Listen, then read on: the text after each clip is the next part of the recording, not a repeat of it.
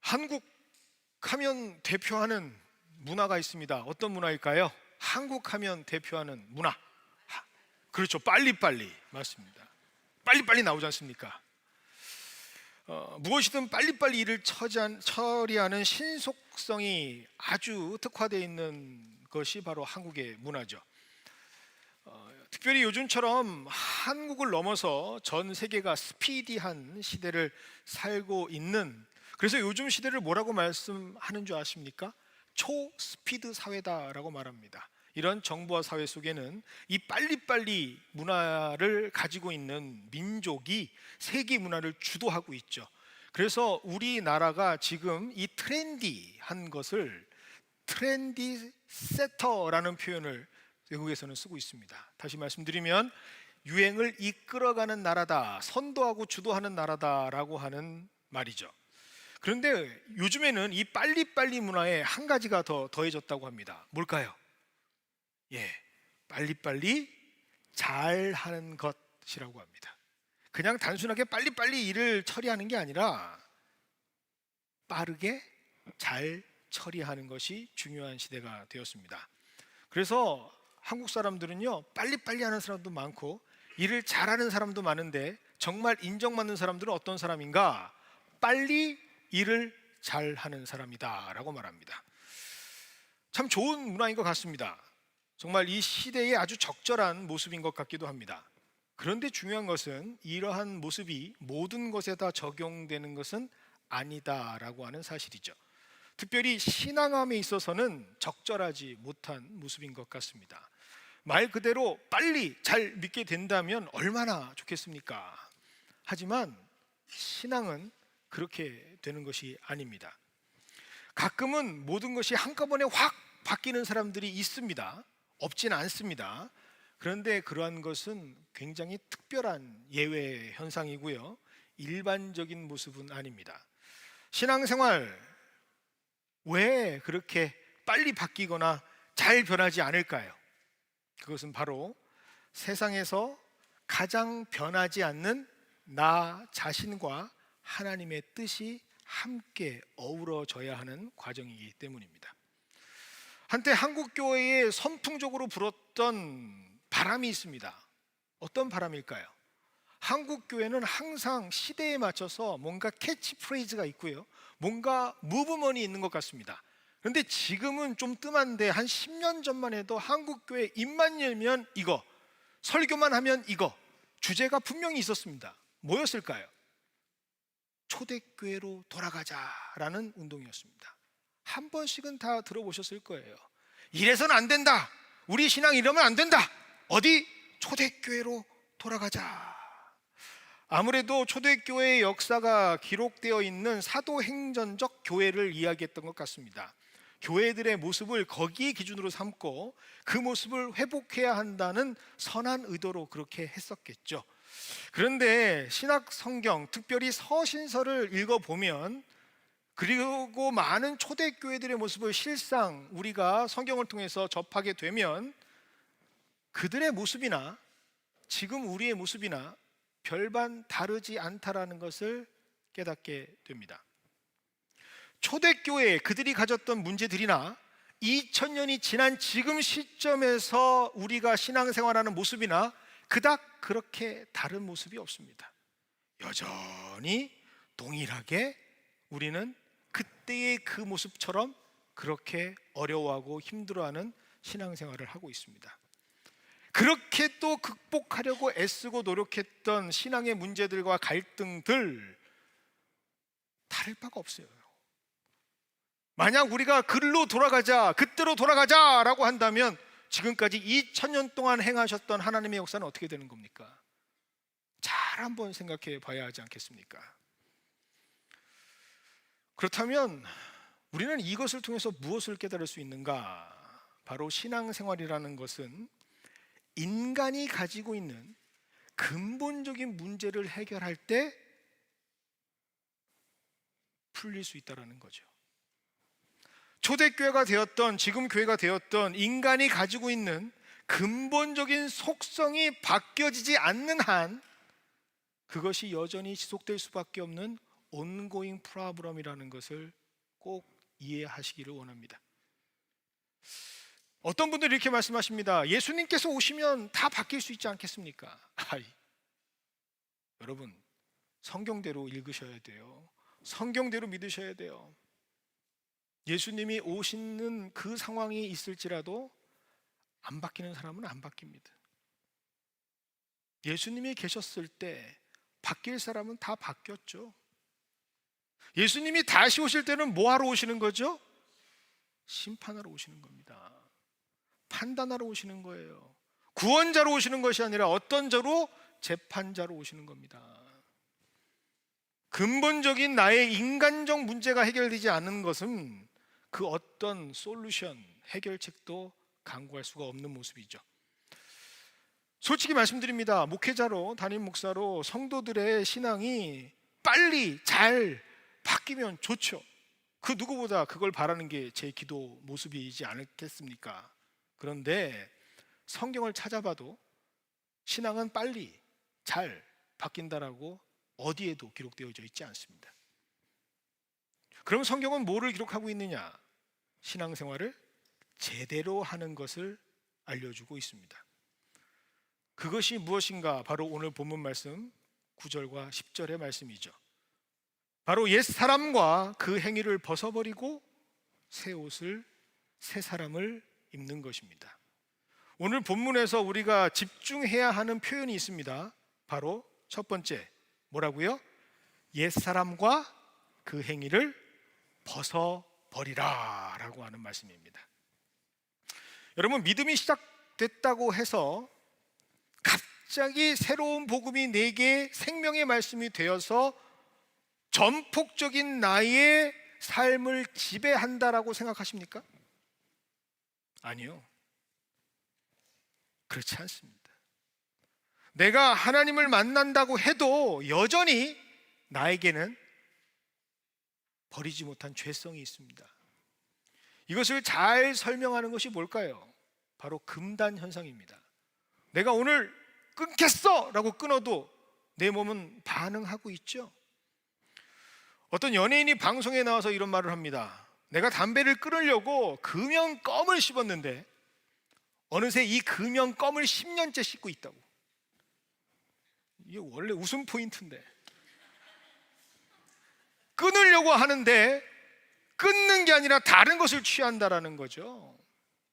이게 바로 인간의 속성입니다. 믿음이 생겼다고 해서 바로 한순간에 변하지 않습니다.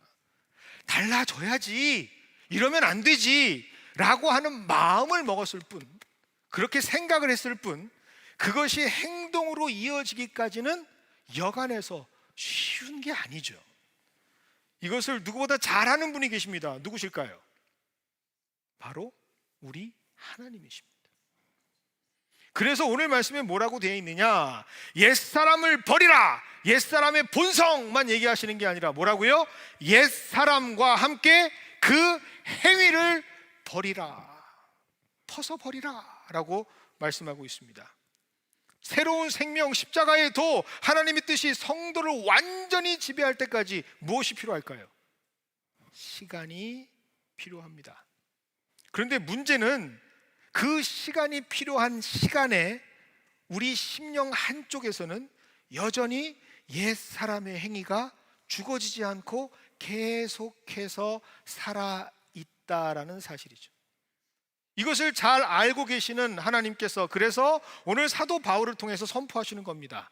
죄성만 버리는 게 아니라 뭘 버려야 된다고요? 그 죄가 우리에게 영향을 주었던, 습관화되어 있는 그 죄의 행위까지도 우리는 과감하게 버려야 한다라고 말씀하고 있습니다.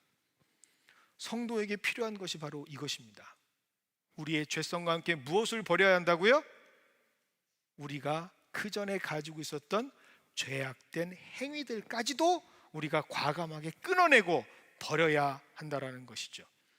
그래서 오늘 말씀은 정확하게 아주 단호한 결단의 어조로 우리의 행동을 촉구하고 있는 겁니다. 뭐라고요? 벗어버리라 라고 말입니다. 그렇다면 우리가 벗어버려야 하는 죄의 성품이 우리에게 낳게 한 죄의 행위는 무엇일까? 오늘 본문에는 기록되지 않지만 오늘 본문 바로 앞에 3장 8절에 이렇게 기록되고 있습니다. 골로새서 3장 8절입니다. 이제는 너희가 이 모든 것을 벗어버리라. 무엇을 벗어버리라고요?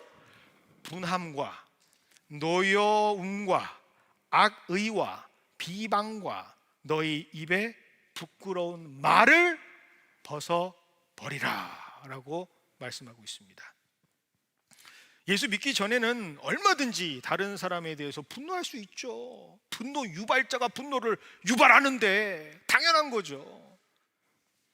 악의를 가지고 비방하는 거 시원시원하게 욕할 수 있죠. 그래야 내 속이 빵빵 뚫리는데, 그런데 적어도 내 입으로 하나님과 성도들 앞에서 교회에서 세례를 받으면서 나의 구주는 예수 그리스도이십니다, 내가 따라 살아가야 하는 삶은 그 누구도 아닌 예수님입니다 라고 입으로 시인한 사람들이라면 그 모습을 가져서는 안 됩니다.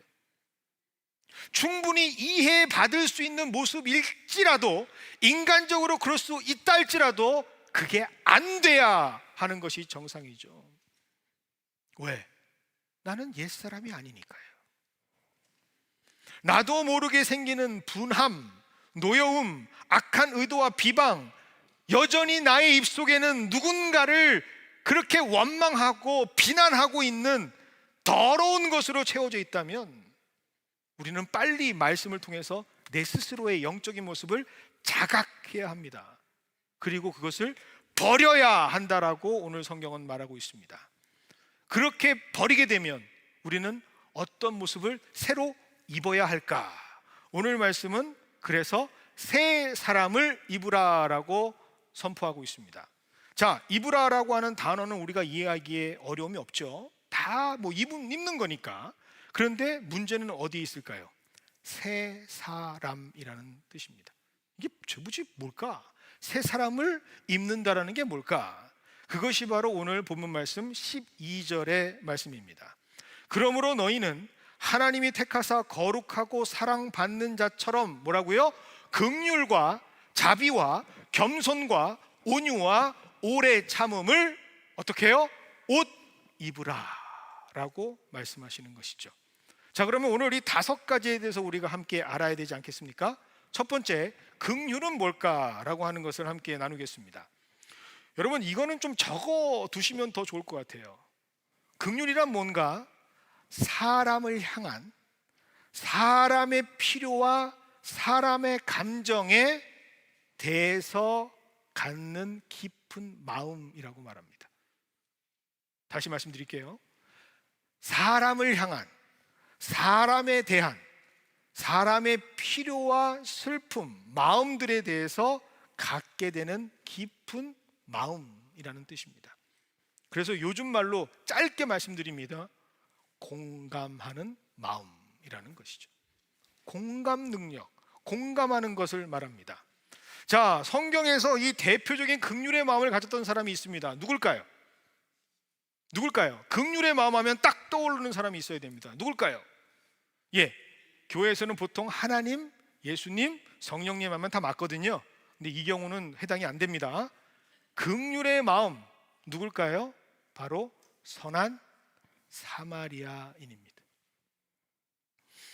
그 비유에 등장하는 사람들이 있습니다. 혹시 기억하십니까? 선한 사마리아인에 등장하는, 옆에 등장하는 사람들 누구죠? 바로 제사장과 레위인이었습니다. 여러분, 그들이 잘못했다고 막 얘기하는데요, 알고 보면 그들도 나름대로 이유가 있습니다. 여러분, 피 흘린 사람, 정결법상 그들을 만지면 안 돼요. 나름대로 율법을 기준으로 했을 때 그들은 도와줄 수 없는 저마다의 익스큐즈, 이유가 있었던 사람들입니다. 그러나 그럼에도 불구하고 예수님께서는 그것을 다 알고 계시면서 이 비유를 하셨던 이유는 뭘까요? 그것은 바로 그들에게 무엇이 없다라는 것을 알려주기 위해서 그들에게는 긍휼의 마음이 없다라는 것을 알려주기 위해서 선한 사마리아인의 비유를 드신 거죠. 여러분, 너무 어려운 덕목처럼 느껴지십니까? 긍휼하니까 부담되십니까? 그러면 아주 직접적으로 우리가 실생활에서 맞닥뜨리고 행할 수 있는 실천 방식을 말씀드릴게요. 뭘까요? 바로 관심입니다. 타인을 향한 관심입니다. 우리가 새롭게 입어야 할 옷은, 긍휼의 옷은 바로 나와 내 주변에 하나님께서 베풀어 주신 사람들을 향한 관심의 눈이 바로 긍휼이라는 것이죠. 뭐가 대단해서 힘들고 어려운 자들, 아픔을 공감하고 그들과 함께 나누는 삶을 살아라 라고 하는 것은 사실은 우리 수준에서 조금 더 성숙하고 성장해야 할 수 있는 모습입니다. 오늘 말씀 긍휼, 새 사람의 옷을 입는 그 긍휼은 관심이에요. 우리 식구들에게 가져야 하는 관심, 우리 성도들, 내 옆에 있는 분들을 향한 내 관심. 여러분, 목사님들이 성도들이 많으면 다 모를 거라고 생각하시죠? 특별히 우리 교회 같은 경우 예배 빠지면은 목사님이 모를 거야 라고 생각하시는 분들 계시죠? 예, 이 정도 되는데 모르면 그건 목회 그만둬야 합니다. 예, 그런데 제가 볼 때는 500명 이상까지도 가능해요. 예배 때는. 우와, 어떻게 가능합니까? 성도들은 늘 앉는 자리에 앉거든요. 그 자리에 없으면, 계셔야 할 때문에 안 계시면 아는 거예요. 아, 오늘 안 오셨네. 그리고 전화 드리는 거죠. 못 뵀습니다. 어떻게 알았지? 그게 뭐예요? 관심이에요. 그게 마음이에요. 서로가 서로를 향한 마음과 관심을 갖고 있는 그곳이 바로 새 사람을 입는 사람들의 모임, 교회가 되어야 한다는 것이죠. 바로 우리 교회가 그런 교회가 되기를 원합니다. 두 번째는 바로 자비의 옷입니다. 오늘 말씀의 긍휼과 한 세트처럼 연결되어 있습니다. 묶여 있습니다. 왜일까요? 그것은 바로 이 긍휼의 마음이 시작되면 성장하고 발전하게 되는데, 그때서야 생기는 것이 뭐예요? 자비라는 겁니다. 그러니까 긍휼의 마음을 먼저 가져야 내 삶 속에 행동으로 드러나게 되는 게 뭐라고요? 자비라고 하는 겁니다. 그래서 그 자비를 뭐라고 얘기하느냐? 하나님의 선하심이 드러난 것이다 라고 성경은 말합니다. 내가 하나님이 마음 주셔서 내 마음 안에 관심이 생기고 타인을 향한 사랑이 시작되면 내 삶 가운데 뭐가 시작된다고요? 자비. 근데 그 자비가 뭐라고요? 하나님의 드러나심이라는 겁니다. 세 번째가 바로 겸손의 옷입니다. 사실 제가 오늘 성경을 그리고 설교를 준비하면서 가장 많이 신경 쓴 곳이 바로 여기입니다. 겸손, 어떻게 설명해야 할까? 왜냐하면 보통 우리나라 사람들은 겸손이라고 하면 이미 알고 있는 선이해들이 있어요. 왜냐? 그래도 동방예의지국이라고 하는 유교적 개념들이 우리에게 다 먼저 자리 잡고 있기 때문입니다. 그래서 겸손하면 많은 분들이 어떻게 이해를 하시느냐? 나를 드러내지 아니하고 나를 늘 낮은 모습으로 누군가를 높여주는 것이 겸손이라고 생각을 하세요. 그렇게 이해하시는 분들이 많이 있습니다. 하지만 성경에서 얘기하는 겸손은 조금 다른 의미에서의 겸손입니다. 무엇을 성경에서는 겸손이라고 하는가? 이건 역시도 잘 기억하시길 부탁드리겠습니다. 내 안에 예수 그리스도의 모습이 드러나는 것이 바로 겸손입니다. 다시 어떻게 해요? 내 안에 예수 그리스도의 모습이 드러나는 것이 바로 겸손입니다. 19세기의 가장 뛰어난 영성가 중에 한 분이셨던 앤드류 머레이 목사님은 그래서 이 겸손을 이렇게 정의합니다. 겸손이란 내게 일어나는 어떠한 일에 대해서도 이상하게 생각하지 않는 것입니다. 왜요? 내 안에 예수님이 있기 때문입니다 라고 말이죠. 다시 할까요? 겸손이란 내게 일어난 어떤 일에 대해서도 이상하게 생각하는 게 아니에요. 왜? 내 안에 예수님이 있기 때문입니다. 예수님이 그렇게 감당하셨기 때문이죠. 그래서 예수님은 심지어 자신을 못 박은 자들에게도 보복하지 않으십니다. 예수님은 자신을 배신한 제자들에게도 찾아가셔서 응징하지 아니하십니다. 예수님은 덤덤하게 그 모든 것을 다 받아내시죠.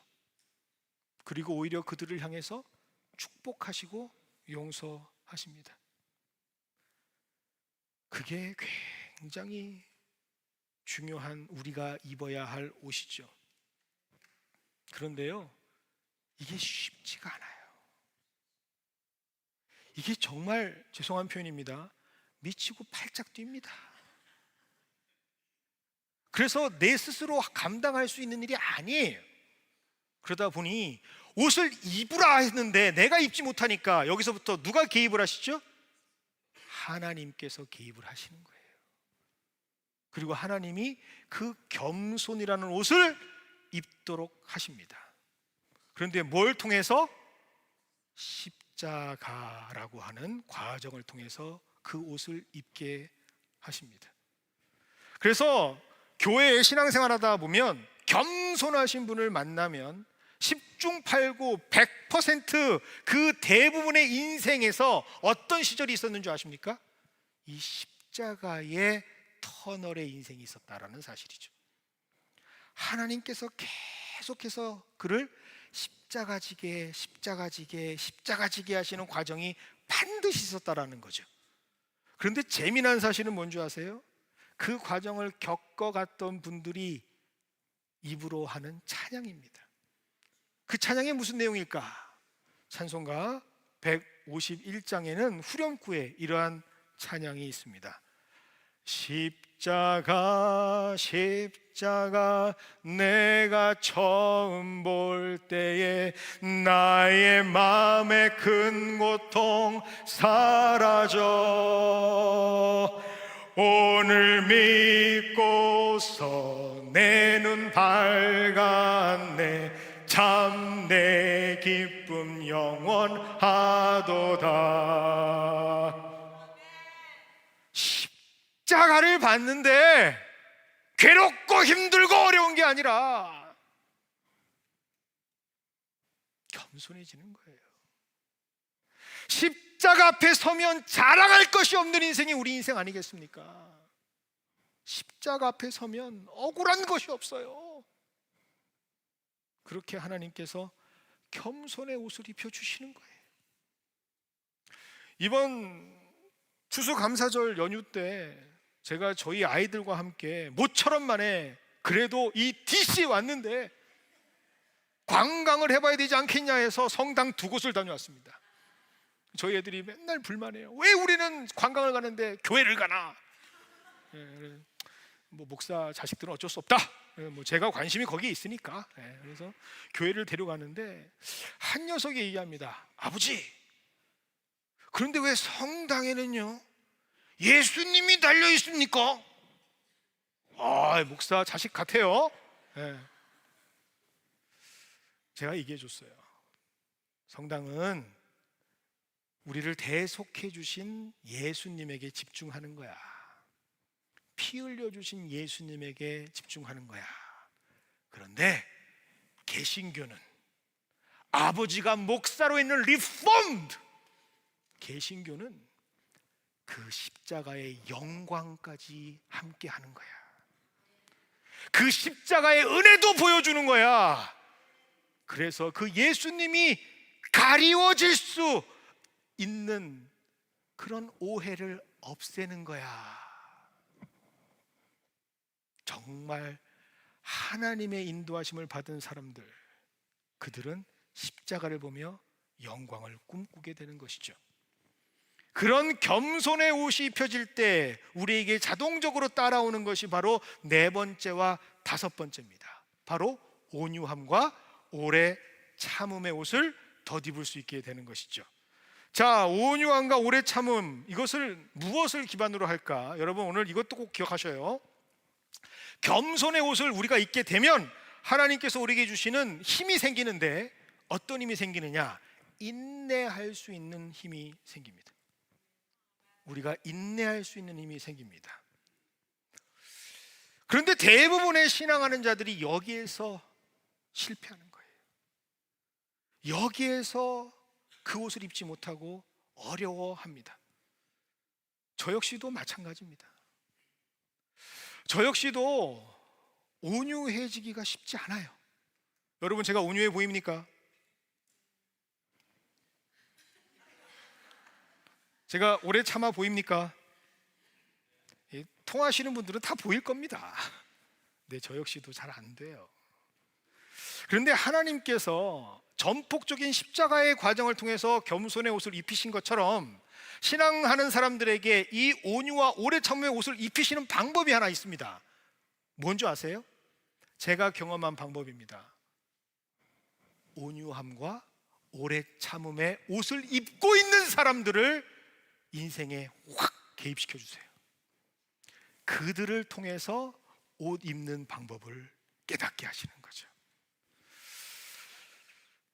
제가 그 온유함과 오래 참음을 옷 입게 된 두 분의 장로님이 계십니다. 우리 교회도 계시는데 이야기하면 좀 그렇잖아요. 그렇죠? 다른 교회 가서 말씀드릴게요.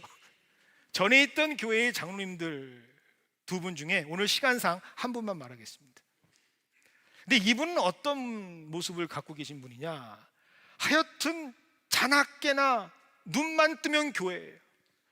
교회. 인생이 교회, 인생이. 그게 눈에 보여요. 교인들이 다 알아요.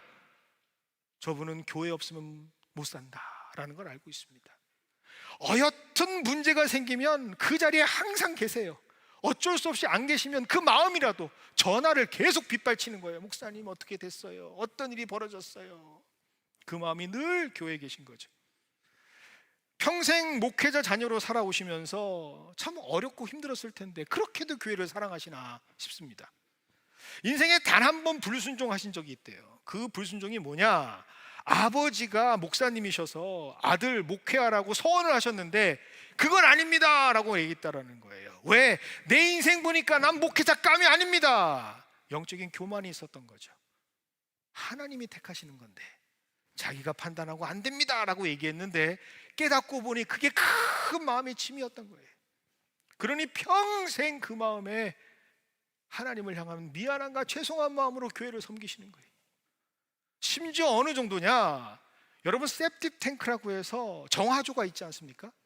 한 번은 교회에 정화조에 고장이 났어요. 업체를 불렀는데 업체 사람들도 이건 우리 안 해. 돈을 억만금을 준다 해도 안 해. 그 정도로 상태가 심각했어요. 아무도 안 한다니까 어떡합니까? 냄새는 나고 교회는 난리가 나고. 그런데 그 장로님 혼자 그 자리를 들어가시더라고요. 그 정화조에 들어가셔서 그 일들을 다 하시는 거예요. 그런데 그렇게 교회를 위해 섬기시는데 어느 날 갑자기 풍을 맞으셨어요. 그 소식을 듣자마자 단박에 달려갔습니다. 장로님 어떡해요? 여러분 뇌경색이 처음 왔을 때 만나는 그 모습은요 정말 경험하지 않으신 분들은 몰라요. 그렇게 멀쩡하던 사람이, 그렇게 건강하던 사람이 몸이 무너지는 걸 보면 감당이 안 됩니다. 너무 힘들어요 마음이. 그런데 장로님이 그 와중에 불러요. 그리고 제 귀에 대고 말합니다. 뭐라고 말씀하시는 줄 아세요? 교회를 섬겨야 할 사람이 이 모양이 돼서 미안합니다. 내가 잘못한 게 뭔데? 라고 해도 모자랄 판에 내가 열심히 봉사한 게 고작 이겁니까? 라고 원망해도 괜찮은 판에 젊은 목사에게 교회를 섬겨야 될 자가 이 모양이 돼서 미안합니다. 그때 제가 깨달았어요. 그게 온유함이구나. 그게 정말 온유함이구나. 1년 동안의 긴 시간 동안 장로님을 신방했습니다. 재활하시는 모든 모습들이 참 안타까워요. 그런데 그때마다 한 번도 인상 쓰지 아니하시고 감당하십니다. 그래도 살아있잖아요, 목사님. 그게 오래 참음입니다. 그리고 정확하게 1년쯤 되었을 때 저 문으로 두 발, 두 손 다 펼치시고 교회로 들어오시는데 제가 들어가셔서 확 안아드렸습니다. 장로님 고맙습니다. 제게 하나님의 모습을 보여주셔서 고맙습니다. 그 옷이 바로 우리가 입어야 할 새 옷입니다. 사랑하는 여러분, 오늘 하나님께서 우리에게 이 옷을 입히시기를 원합니다. 하나의 옷만 원하시는 것이 아니라 긍휼, 자비, 겸손, 그리고 온유함과 오래 참음의 모든 옷을 입히기를 원하세요. 왠 줄 아십니까? 오늘 성경 12절에 분명히 기록되어 있지 않습니까? 하나님이 택하사 거룩하고 사랑받는 자가 되게 하겠다라고 하는 하나님의 의지가 그 안에 있기 때문입니다. 그리고 그것을 위해 교회를 삼아 주신 거죠. 오늘 그 교회에 우리가 함께 합니다. 그리고 오늘 우리가 새로운 모습으로 새롭게 시작합니다. 그 모습 속에서 하나님의 뜻을 발견하시는 우리 모두가 되기를 원합니다. 샘터, 아무도 가보지 않은 길, 아무도 알 수 없는 길이지만 분명히 하나님께서 택하셔서 거룩하고 사랑받는 우리 모두가 되게 하실 줄 믿습니다.